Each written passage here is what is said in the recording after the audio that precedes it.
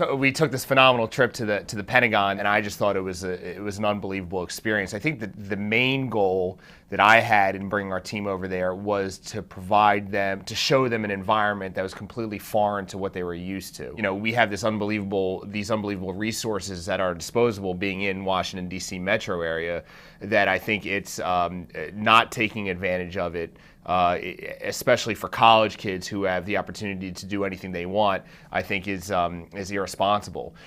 So we traveled down there. We were met by my contact and his party. I think what our kids really were interested in and what really amazed them was the scope of the building and the scope of everybody's responsibilities, and the size of the building itself. They were amazed by the fact that there was a mall in there, and they had their dry cleaning in there, and they had their food court in there. Sometimes, especially with kids today, college kids today, history, is a year ago is history.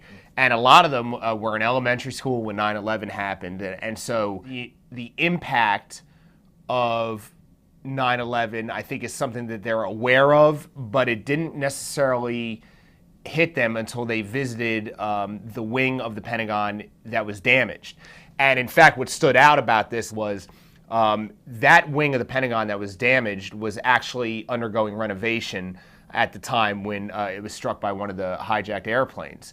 And so that wing usually contains close to 5,000 individuals at any given time coming and going. But because of the renovation, because it was under construction, fewer than, I think, 500 people were inside that area. And obviously, I think it was 140 or 150 people were killed at the time.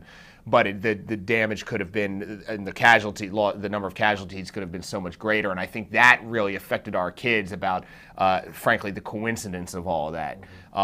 And we were given a primer on how the building is set up and how there's rings and then different levels within the rings and so forth. And so we were a sizable distance into the interior of the building, and they showed us damage from where the planes had hit that had gone that far into the building. And I think that really had a profound impact on our kids. Sometimes our kids feel like they're very important people, and of course they are, and we treat them as such, as they should be. But again, you show them an environment, you take them outside our environment, our bubble here at Comcast and the University of Maryland, and you show them something that has global effect, global, not just the country, but the entire world. And I think that was a pretty remarkable experience for a lot of them, for the majority of them. They really took something out of it.